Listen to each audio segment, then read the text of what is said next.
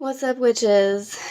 Yet again, I sat down to film a video about Odin, and Loki really doesn't like that because he's been messing with me all day as I've been trying to sit down and put this together for you. So once again, my phone ran out of storage in the middle of recording the first version, so here's round two.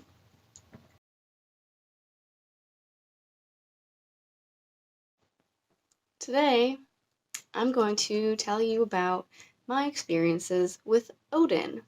Going back to end of August, early September is when I first met Freya and decided to go down the path of Norse paganism. And a couple weeks into that, I had been kind of toying with the idea of whether or not I wanted to reach out to Odin. Kind of being the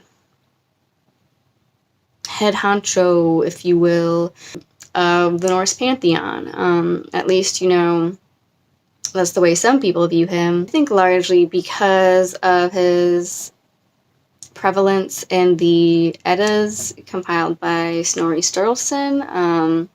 He's kind of conflated with Zeus in a lot of ways as like the top of the hierarchy of the gods, but if you go and research more of the like historical practices of the Norse and like Germanic peoples, you'll see that throughout history, like Odin was not always the top dog. That's just kind of how we think of him now, but he is a man of many faces and many talents, let me tell you. In that Diana Paxton book on Odin that I touched on in my book reviews, and she covers all his different aspects very well in that book, but in this video I mostly want to talk about my own brief experiences with him.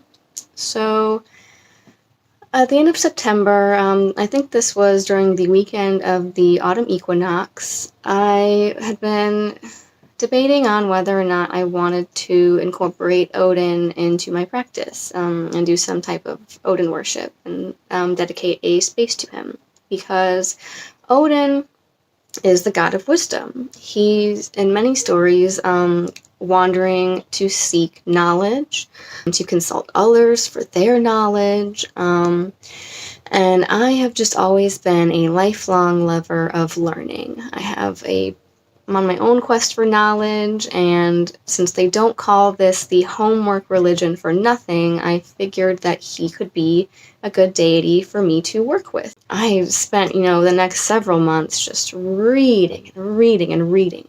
Anything I could get my hands on, from just Wikipedia summaries to the Eddas to just whatever I could find on these gods and goddesses, and just kind of refamiliarizing myself with the myths about them. Being someone that is not religious in general, like I was baptized Roman Catholic technically, but my family wasn't religious growing up, so we didn't go to church, and I didn't really have any of those like religious dogmas pushed on me. I was always just left to kind of find my own path and figure out what I wanted to believe in. I was, very new to just deity worship in general, and knowing that I can be the type of person to throw myself into the deep end of the pool, I didn't want to throw myself into too much at first. I was still really new to working with Freya. I had just set up my altar to her and begun making offerings and whatnot, but it was like, do I really want to go all in on this so fast? So what I did, man, this camera just really doesn't like me, or I think just Loki doesn't like me today because I'm talking about Odin and not him, because he's just been fucking with me constantly. Anyway, so as I so often do, I decided to turn to tarot cards, and in this case, I sat down with my Well-Worn Path deck. I sat down to do a reading to kind of help clarify, do I want to set up an altar or a dedicated space to Odin and incorporate him into my practice? And if so, what would he like as an offering?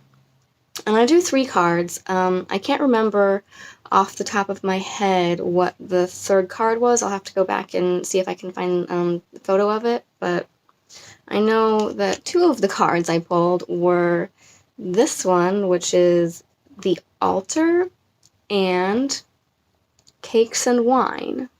So there you go. Pretty straightforward. Asked him what he wanted. He told me straight up, cakes and wine. So that weekend, I made Odin some muffins. Set up an altar to him just on that little coffee table that you've seen if you've watched my altar video. I have a drinking horns there now because in my practice I give libations to Odin and Loki. I'm going to do a whole other video on him because, yeah, don't even get me started on Loki after the shit he's been pulling with me today.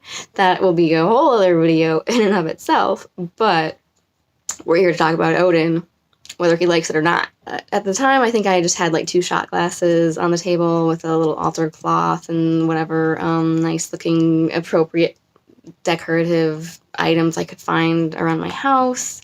And I offered him cakes and wine. And that was the beginning of my practice with Odin.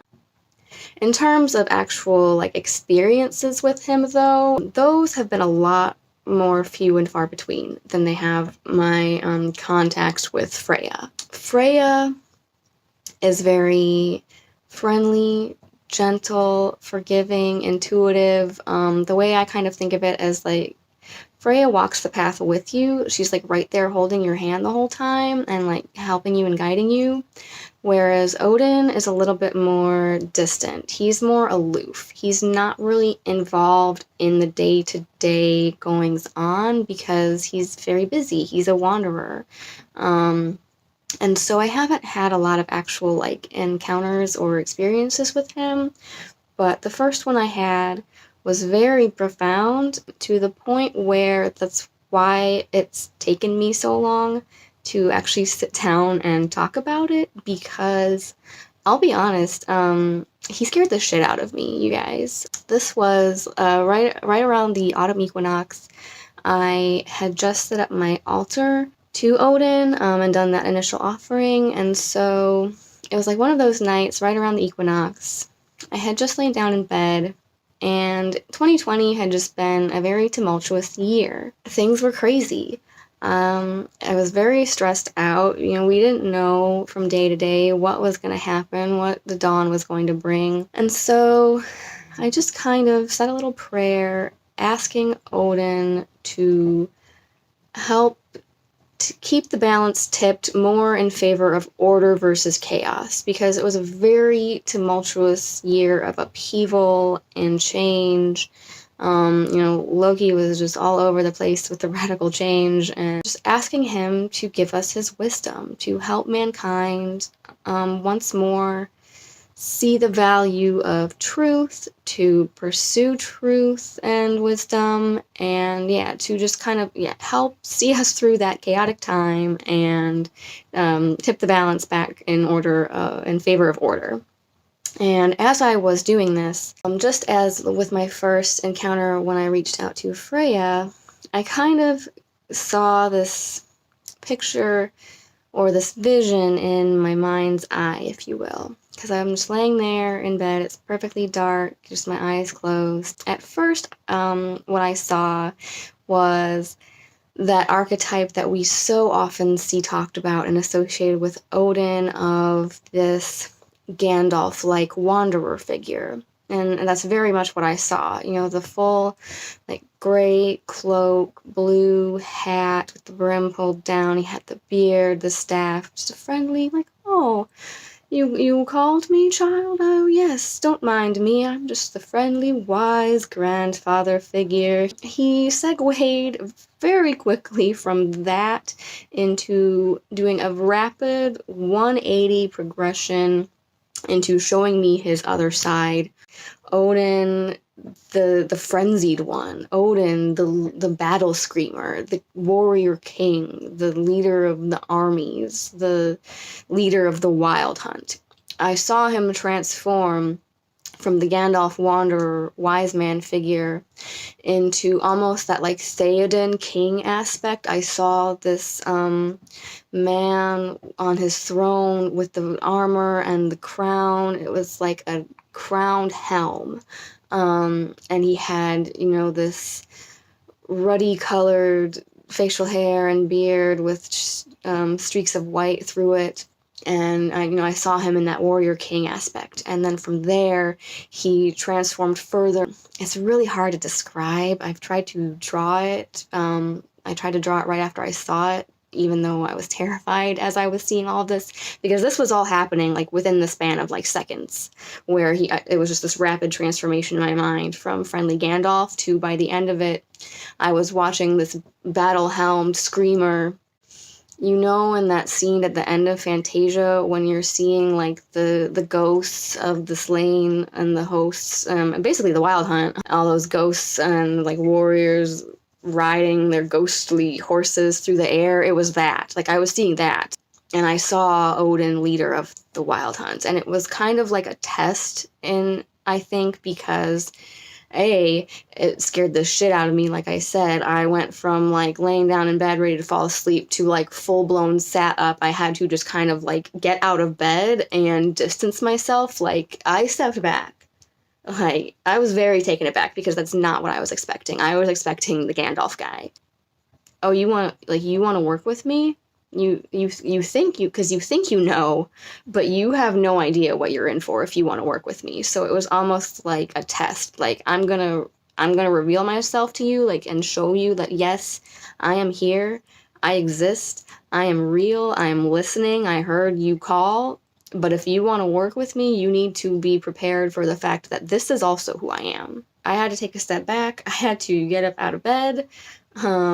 Because I was not ready for that. I got up, I kind of went fumbling around in the dark for a piece of paper and I tried to draw like the first two aspects that I saw, but I was not ready to try to revisualize that third aspect, that Wild Hunt. It wasn't until like maybe weeks or months later that I went back and reflected on that and was able to put to paper what I had seen, because it was that terrifying, honestly. And so if you are not prepared, like, you're gonna get smacked in the face with his power, let me tell you. But after that, he hasn't really been around much. You know, he kind of, showed me that, like, hey, I'm here, I exist, I hear you. I'm just gonna watch now and see what you do.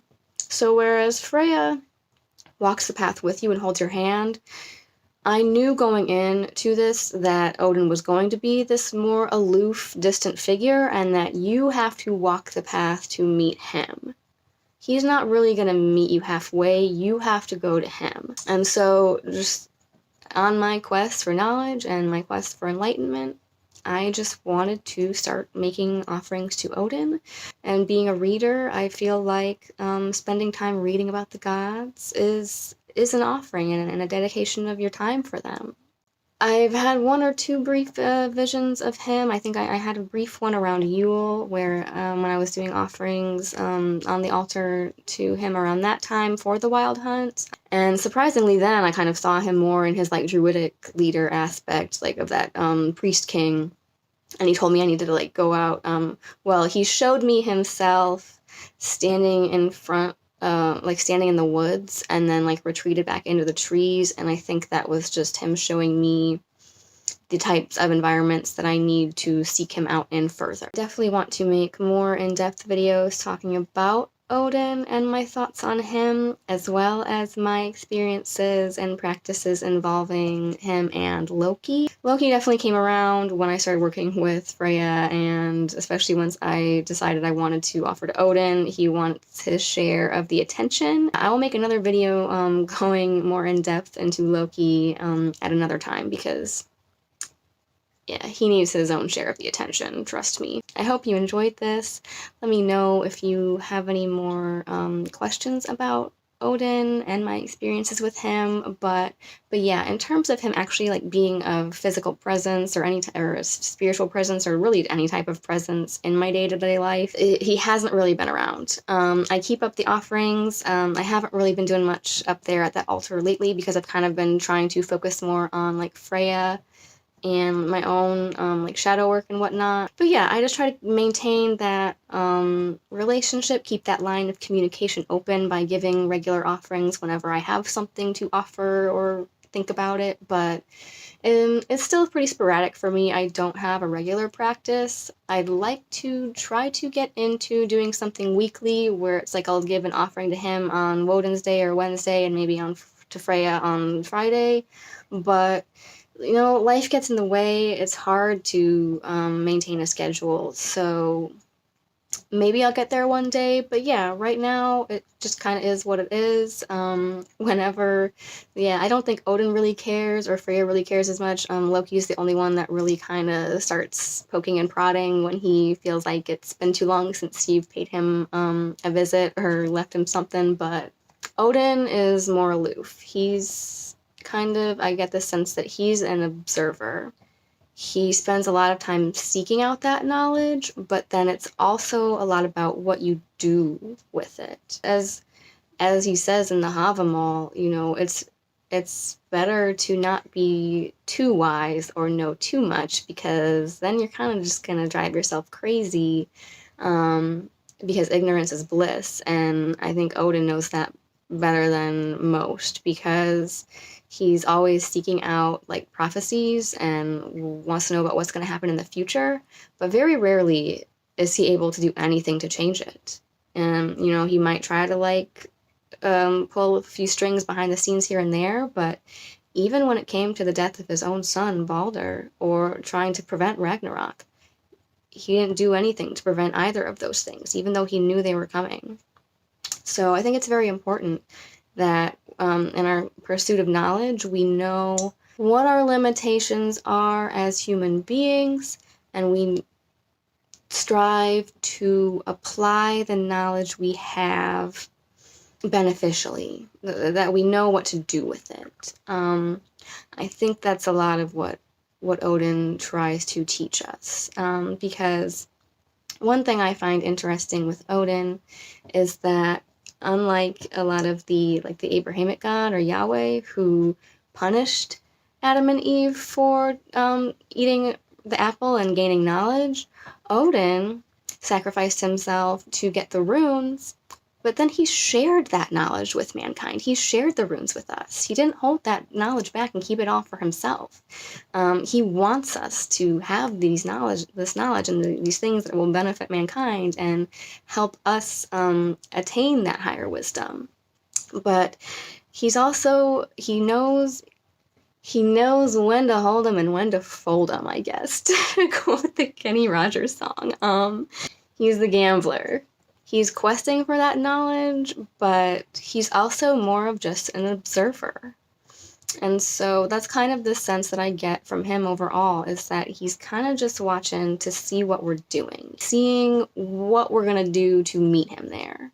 I hope this video wasn't too long or rambly. I had written up like all these notes, but I'm a dum-dum, so I wrote them all up in my phone, which I use for filming on, so now I don't have them in front of me while I'm talking. I'm gonna do another video at some point here on Loki, and then I want to do a third one where I touch on my beliefs and what I've kind of found in my research on both of them and their archetypes. That was my experience with Odin. Honestly, hadn't really sat down to talk about it before now, because for me, I think just being a very visual and imaginative person, I think a lot of my, what I would call like contact with the gods has been very visual and kind of all in my head. So I've kind of just been fighting part of my own shadow work journey to be like, you're not just crazy and you don't just have an overactive imagination. In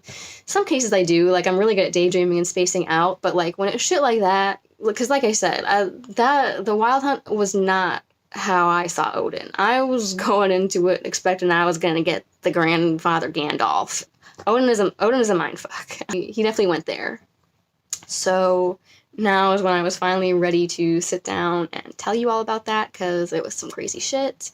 And yeah, it took me a while to even come to terms with it and face that aspect of him myself. Like, we want to see him as this like noble, honorable, kingly figure, but at the end of the day, Odin can be very ruthless as well. But I think I'll get into more of that when I talk about him and Loki, because I see them as like two sides of the same coin in a lot of ways. So I would definitely want to expound upon that notion further in a separate video. But there you go. There you have it. There was my encounter with Odin, and I hope you enjoyed hearing about it. Until next time, stay classy, pagans.